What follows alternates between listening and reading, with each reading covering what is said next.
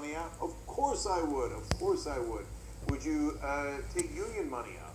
Yes, I would. Because I think unions serve an incredibly important role. If you don't have organized labor and you can't do collective bargaining, you're going to be screwed. They're going to pick you off one by one. I believe in unions.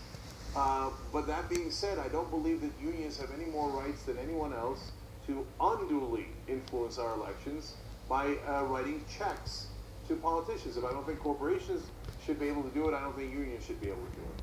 And unfortunately, some of our union brothers and sisters think that it's a smart idea to write those checks and to maintain this system. I don't know if they've got the memo that corporations have more money than they do. So it is very, very short-sighted of them. So, no, it's a myth. And I'll tell you where it comes from, just to be totally transparent and tell you the whole story. And that's why, as I sit here, and John and I agree, it still does feel a little weird. Because as you say you write for Newsmax, I cringe. You say Daily Caller, I cringe even more. I write some for Breitbart, too.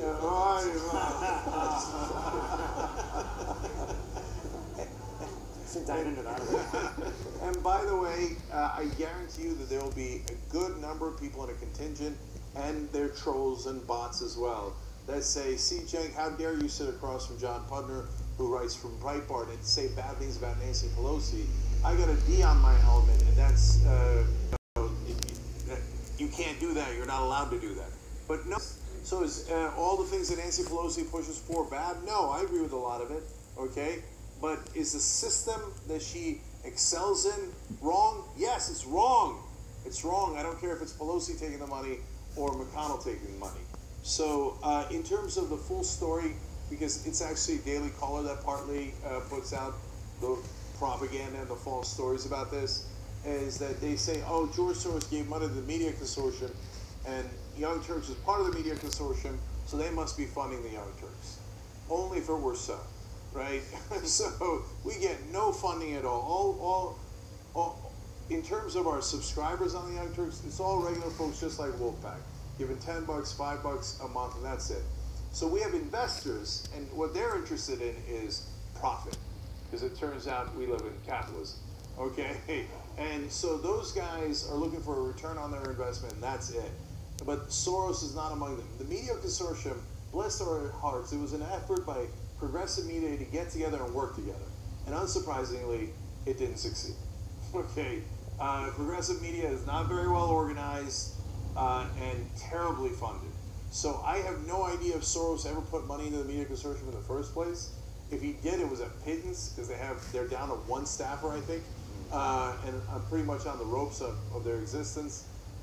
We have not done anything to work with them in a couple of years. I wish we did more, but did we get any money from the media consortium? Not a dime.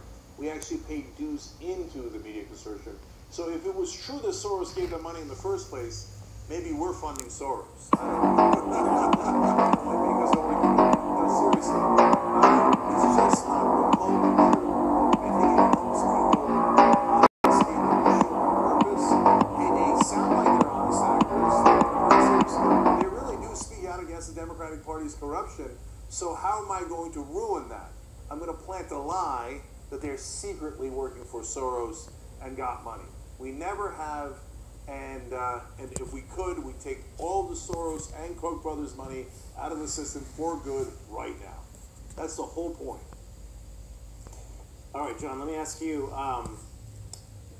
do you support an amendment? I guess I don't really understand from that. I mean, what's your ideal solution to this problem of money? Yeah, these are all means to an end. We feel like they're both a means to an end and they're potential pressure to the end. So again, an Article 5 convention, we're on record supporting that. For money, we don't actually get involved in the other conservative Article 5 things. That's just not part of our purview on balanced budget and all.